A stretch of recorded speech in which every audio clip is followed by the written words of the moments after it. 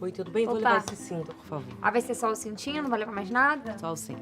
Tem certeza? Porque esse vestido tá saindo bastante com o cintinho. Não, obrigada, não quero. O vestido, se você levar, o cintinho sai pela metade do preço. Ah, é? Então tá, tudo bem, vou levar. Então vai ser o vestido, o cinto. Vai querer um sapatinho pra ir junto com o vestido e o cinto? Não, obrigada, não tô precisando. Tem certeza? Esse sapatinho é a sua cara.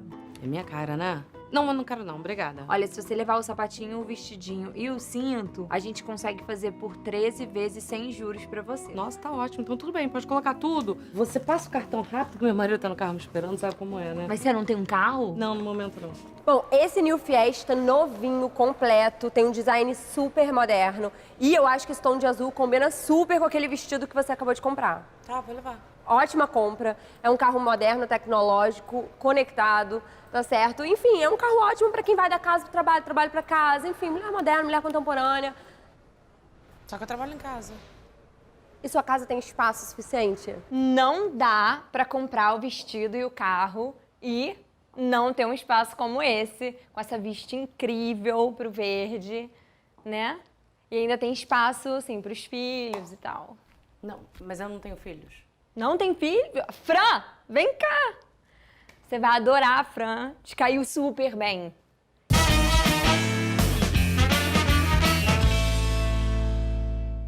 Bom, então, olha só, com o cinto eu levo ela e o coelhinho chega. Não dá, infelizmente, eu queria muito ter o que fazer por você, mas a Fran faz parte já do combo que vem já com a Ju, o Rafinha e o Carlos Alberto. Só um minutinho aqui, querido, só um minutinho. Eu já tenho marido. Diz que, né, é bom trocar a cada ano, mas por uma questão de higiene mesmo. Oi, pessoal. Olha, em primeiro lugar, bom dia.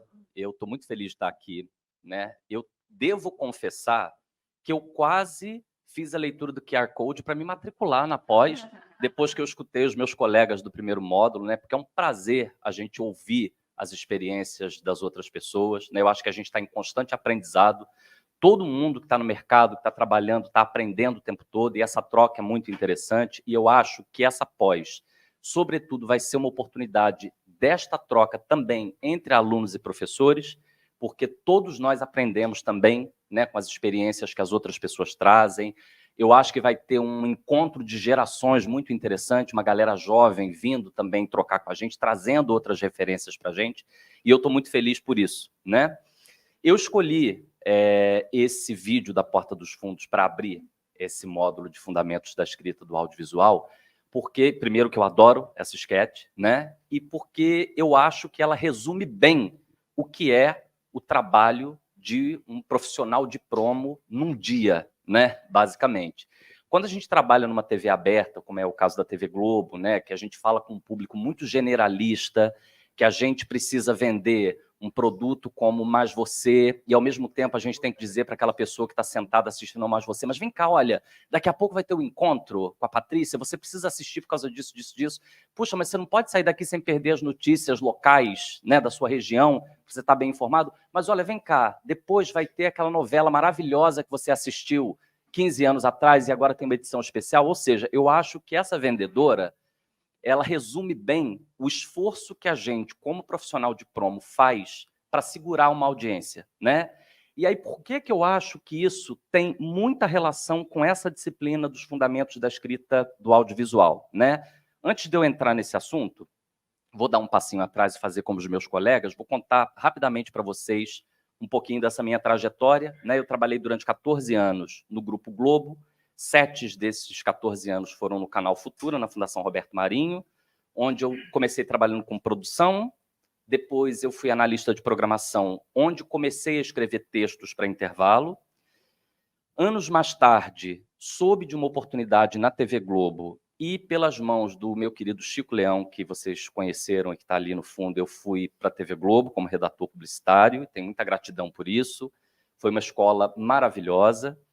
Durante o tempo em que eu trabalhei na TV Globo, com o passar dos anos, eu tive uma oportunidade de liderar as equipes de intervalo da Promoções da Globo Internacional, ou seja, na época em que nós trabalhávamos lá, né, que nós éramos uma equipe que fazíamos as promoções dos canais da Globo no mundo. Eram 6 canais e nós lançamos um 7º canal, então tive uma oportunidade de experimentar esse lugar da liderança de equipes, né, liderando equipes de redação, de produção, de designer, de sonoplastia, e foi um momento muito especial para mim, né, e acho que todos nós que passamos ali por aquela fase temos uma lembrança muito boa desse tempo, da Globo Internacional. E aí, em 2017, eu resolvi dar uma pausa em toda essa trajetória que estava caminhando para um lugar de gestão e fui fazer um mestrado em estudos cinematográficos em Portugal, onde eu comecei a trabalhar como roteirista, como autor-roteirista. Então, desde 2018, eu trabalho como autor-roteirista. Nesse tempo, escrevi lá em Portugal 2 telenovelas, fiz um telefilme também, tive a oportunidade de escrever alguns programas de variedades para um canal angolano e fiz também textos publicitários para um grupo espanhol, né, um grupo que é focado em programação infantil. E aqui no Brasil tem também a felicidade muito grande de fazer parte da equipe de roteiristas dos Detetives do Prédio Azul, que é uma série do canal Gloob, né, que é meu xodó, eu adoro. E pronto. Fui convidado para... Calma aí, foi indicado ao Emmy. Uma telenovela que nós escrevemos lá em Portugal, né, uma telenovela da autoria do Rui Vilhena, que eu colaborei com ele fazendo as escaletas, e a gente vai entender o que é isso aí durante a minha fala. Ela foi indicada ao Emmy Internacional de Melhor Telenovela, que foi um momento muito especial para a gente, né, de reconhecimento de um trabalho tão duro. E é interessante, eu acho que a gente pode começar a fala por aí, que os colegas aqui do primeiro módulo falaram muito sobre essa questão da criatividade, do método, né, da inspiração e desse paradoxo, né, de você ter 24 horas para fazer um texto ou você ter um mês para fazer, né, uma campanha, né, esses tempos todos, como é que a gente faz a gestão desses tempos?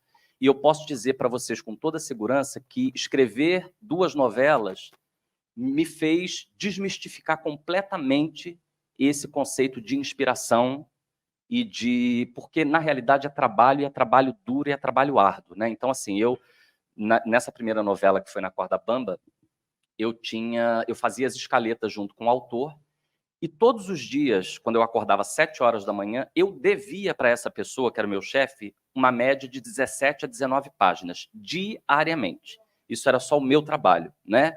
E aí, quando você entra num ritmo desse, você vai desmistificando essa questão da inspiração. Hoje eu não estou inspirado. Se você não está inspirado, você vai tomar café, você vai respirar, você vai encontrar ferramentas para fazer aquele trabalho para entregar da melhor maneira possível.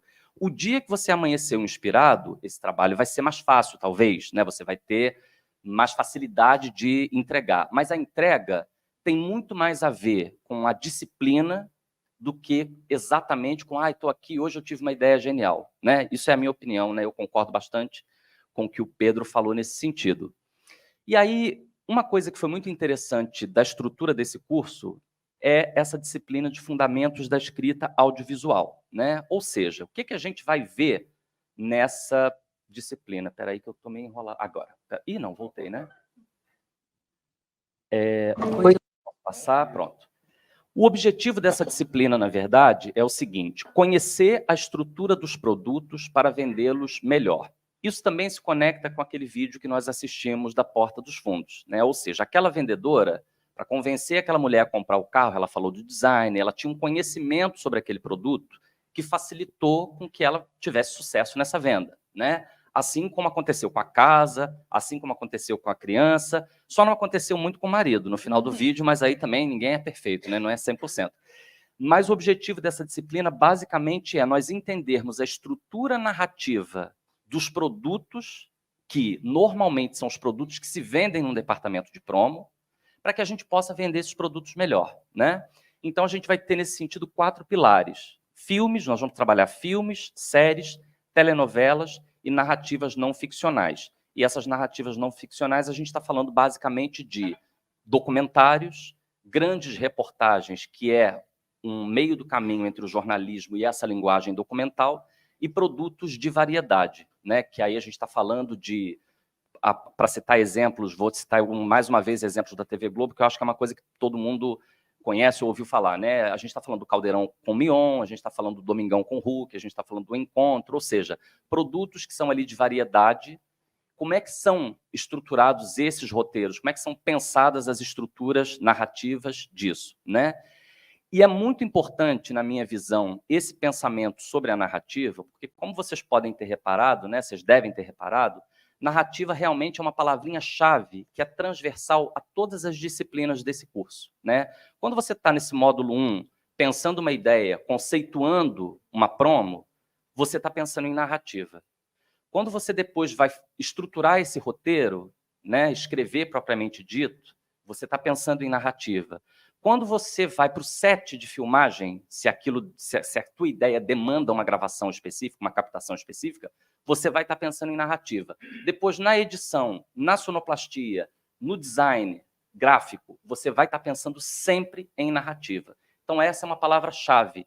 E a gente precisa compreender de que essas coisas são feitas, como é que essas narrativas são estruturadas, porque quanto mais a gente se aproximar disso, melhor nós vamos saber vender uma telenovela, uma série, um filme e por assim, né, e assim por diante.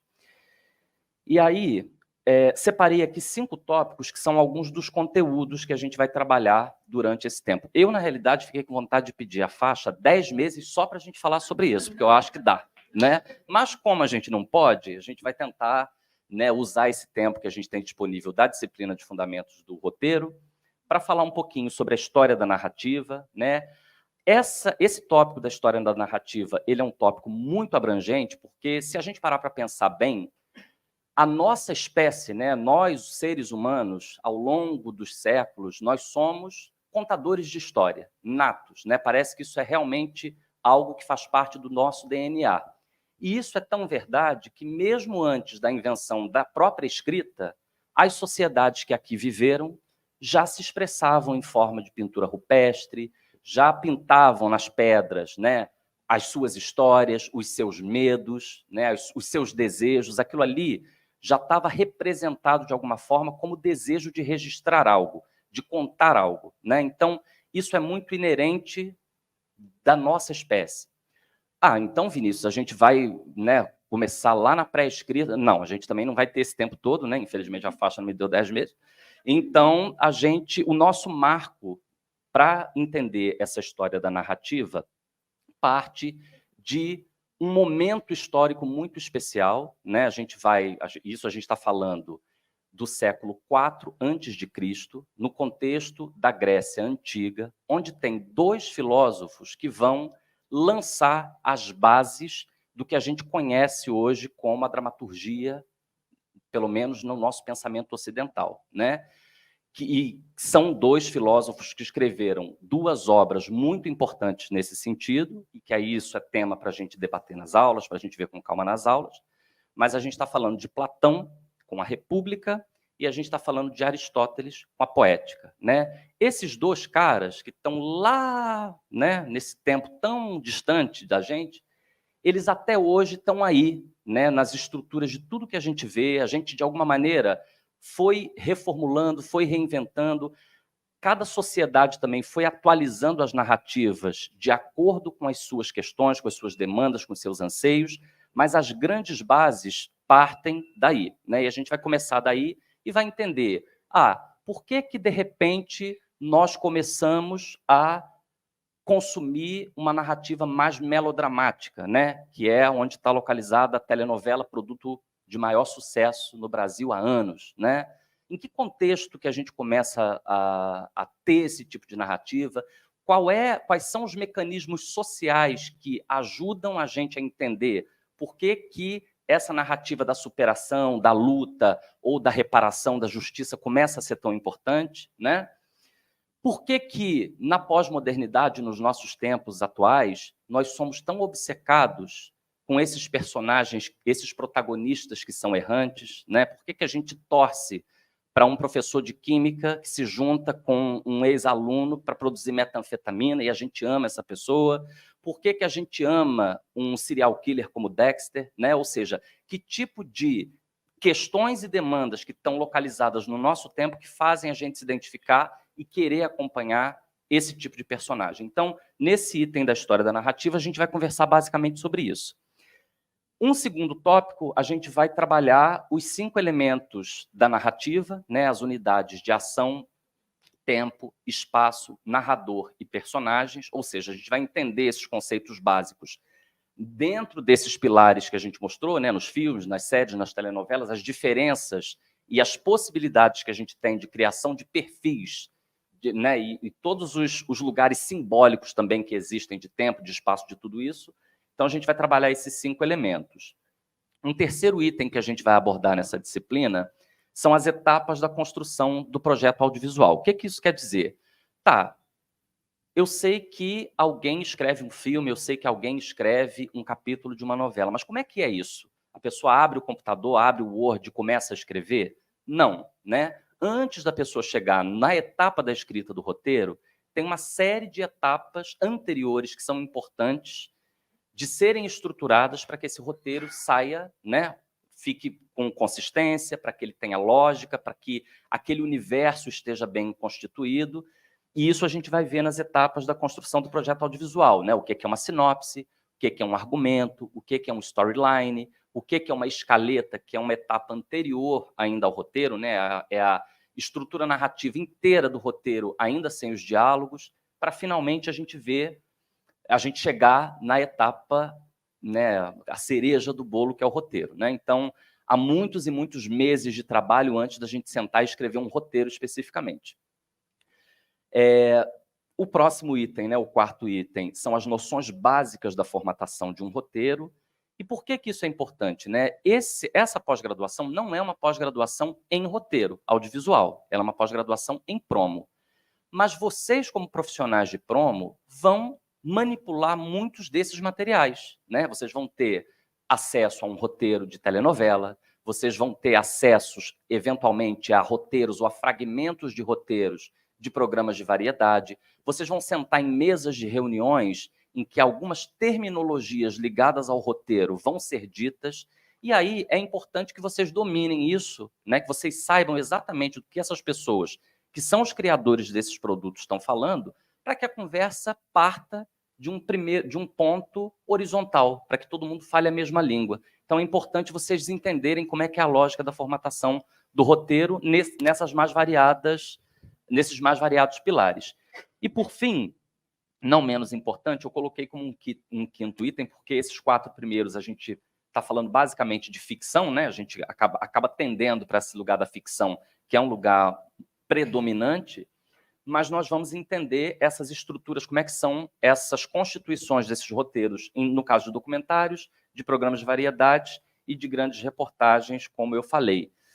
Bom, vou passar a palavra, porque a gente também está nessa corrida contra o tempo, mas vou deixar aqui um convite final, antes de me despedir de vocês, que venham com a gente nessa jornada, eu acho que vai ser muito bacana, né? Quem já se matriculou, bem-vindo. Quem ainda está em dúvida, só vem, porque eu acho que é um momento muito oportuno, né, de uma reunião de experiências muito diferentes, e eu acho que vai ser um ambiente de construção muito interessante. E obrigado, é isso.